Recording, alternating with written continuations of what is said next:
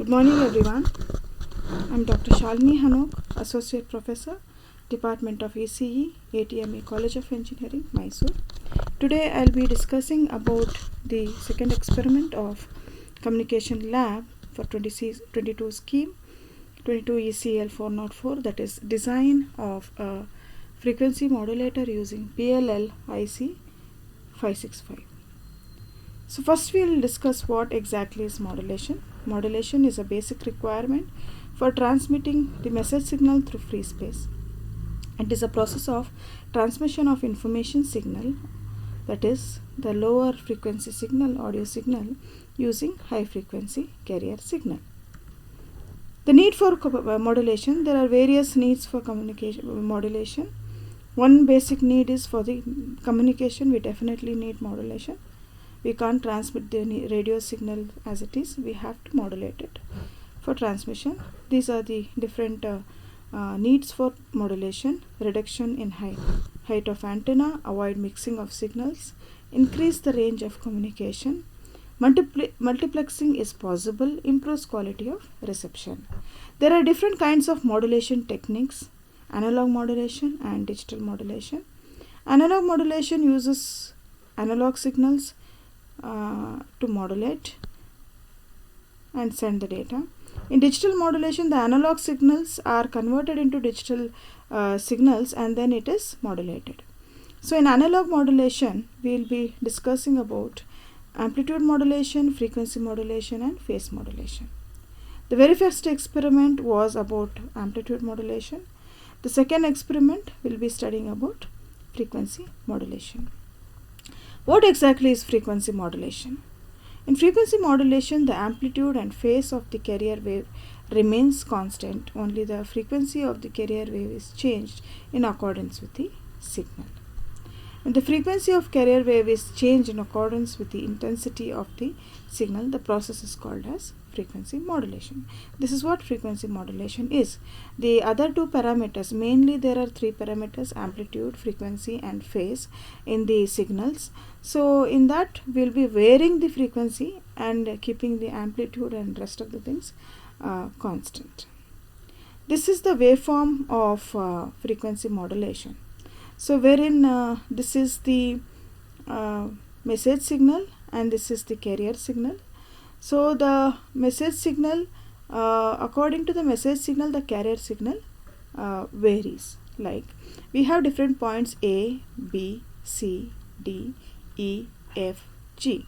So A is the signal which is having the lesser amplitude, and B is the signal which is having the highest amplitude, and C is again equivalent to having whatever amplitude was A carrying, and D is the least amplitude signal. So signal varies according to the amplitude of the signal. So that is, in A it will have the lesser frequency as and when the signal moves from A to B. Here we can see at A we have this frequency, and at B we have the highest frequency. See here, we have the highest frequency. As and when from B to C we are traveling, again the frequency is reducing, and finally when we reach to point D, we have the least frequency because it is the negative peak. So from A to B you have a moderate frequency. At B we have a very highest frequency. B to C we have the frequency getting down, coming down, and again from C to D again the frequency is reducing. At D we have the least frequency. This is how it varies. So this I have shown according to the carrier wave, which is sine wave. There are different advantages of frequency modulation. It gives noiseless reception. Noise is a form of amplitude variation, and the FM receiver will reject such noise signal.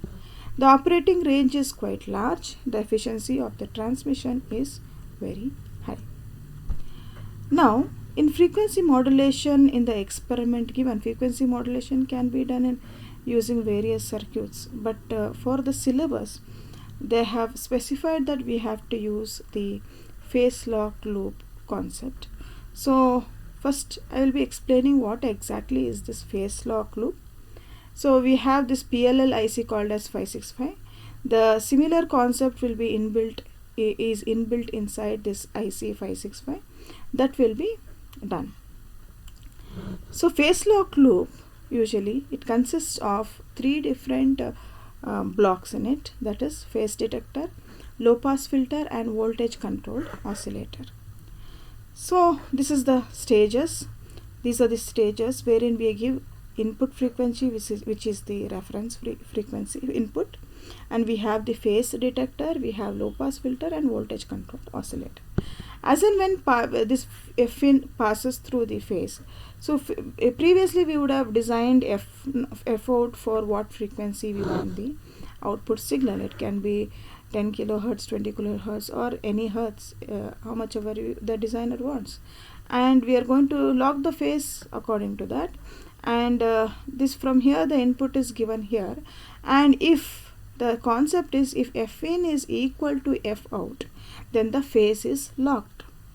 If F in is not equal to F out, then there is a variation of phases based on the voltage. So here we are going to control the frequency using the voltage control oscillator, wherein for the least voltage we will be having the least frequency and highest voltage will be having the highest frequency. So there are three states of operation of PLL. We have a free running state, capture mode and phase lock state. In free running, before the input is applied, the VCO runs in a center frequency. So the center frequency F0 will be designed. So it is using F0 is equal to 0.3 divided by RC. Using that it will be designed for that particular frequency. We are going to lock the phase. So in capture mode, after the input frequency is applied, the VCO frequency continues to change until it equals the input frequency. So it goes on repeating that loop. As I told you here, it goes on repeating this loop until this Fin will be equal to F0. Once the Fin is equal to F0, then the phase is locked. So again, to elaborate and explain, it is like if there is a difference in the phase, there is an error signal which is generated. If there is a difference in the phase, error signal will be generated here by the low pass filter. In the low pass filter, output will have the error signal, and the VCO, voltage controlled oscillator, will know there is a difference in the phase, and based on this the VCO, the frequency will increase or decrease. So as I told you, for the least frequency will have lesser frequency, less voltage we have lesser frequency, and highest voltage we have higher frequency. This is the pin detail of PLL IC 565. So wherein we have this is the 14 pin IC. Pin number 11, 12, 13, 14 is no connection, and pin number 1 is connected to -V and +V voltage, the power supply, and pin number 2 and 3 are input. We are going to short it and give as one input. So pin number 4 is actually where VCO output has been generated. So input to phase determinant VCO and reference output demodulation output. These are some of the important features of PLL IC. PLL IC is used over the frequency range 0.1 Hz to 500 kilohertz. It has highly stable center frequency and is able to achieve a very linear FM detection. The output of VCO is capable of producing TTL compatible square. So that is the IC 565 generates the square wave. This is the internal diagram of IC 565. So the PLL concept has been followed here, and PLL concept I have explained in the previous slides. So here also we have this phase detector, we have an amplifier, we have a VCO, the same PLL block diagram we have, and here the resistor R2 and C2 will be acting as a low pass filter. So we have a low pass filter, we have an amplifier which amplifies the low pass filter output, and finally it is given to the VCO, and VCO is going to control the frequency according to the voltage. This is the circuit diagram. In circuit diagram, initially what we do is we don't connect this input signal, sine wave, whatever we have given here to the pin number 7. Initially we don't connect this part because we want it to generate the signals first, carrier frequency. We are going to generate the carrier frequency first using only these connections. 2 and 3 we are going to short and give it as a ground, and we are going to give 0.01 capacitor here, and we are going to give 12k resistor here, and finally we'll be getting the output at pin number 4. So initially, without connecting to the pin number 7, we are going to generate carrier frequency. IC565 IC produces square wave carrier frequency for whatever R and C value we have taken, and based on the formula F out is equal to 0.3 divided by RC, we are going to get that particular output frequency. And after getting the frequency, so we are going to connect this input signal. This is our message signal. So then the 565 IC will, as I have explained in the internal structure of 565 IC, the VCO controls the voltage. According to the voltage, the output varies. This is the waveform what we are supposed to get in the practically after connecting the circuit. This is the message signal. It is AF input signal, and carrier frequency is internally generated by 565 IC. So that is square wave. And now see here, we can observe here that according to the carrier frequency, the frequencies are changing, modulating. So for this frequency from here to here, we have again moderate frequencies here, and here at this peak we have the highest frequency, and at this peak we have the same frequency from here to here, and here to here we have the same frequency ranges. And as and when it is going negative, when the curve is going negative, the frequencies are reducing, the impedance is increasing, frequencies are reducing. At this peak, at this negative peak, we have the least frequency. Again, when it goes up, again we have a increasing frequency, and to this peak we have highest frequency, and again decreasing frequency. This is the FM wave generated using PLLIC 565.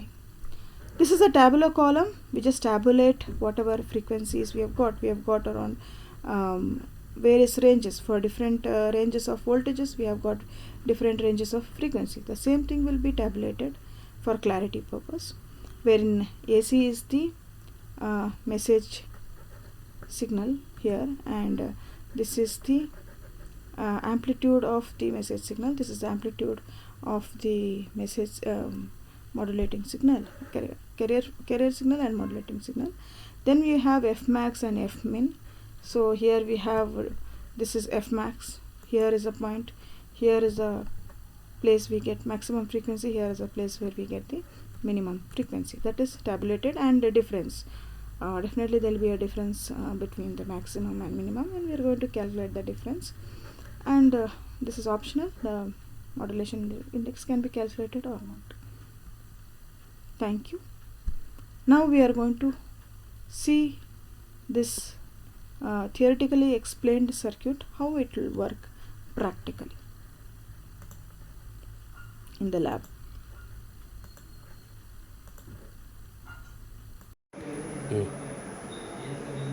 Now we are going to see how this FM is generated using practically. These are the components we are going to use to practically generate FM using PLLIC. So we are using IC565. We are using 1 kilo ohm resistor. We are using 0.01 microfarad and 0.1 microfarad. These are the components used, and this is how the circuit is connected. Initially, we are going to connect the circuit to generate the carrier frequency, and this is how the carrier frequency is generated initially without the input signal. Okay. Now we are going to connect the input message signal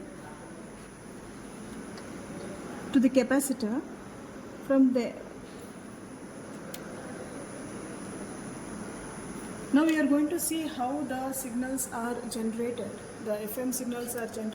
FM is now generated here. So wherein one channel is given to the input signal and the another channel is given to the output signal. So we are going to get this FM wave.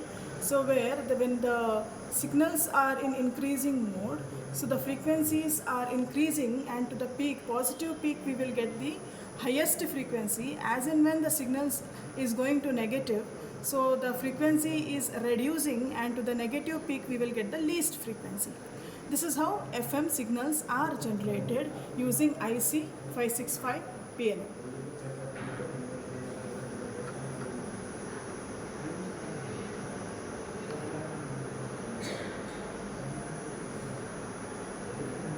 Thank you.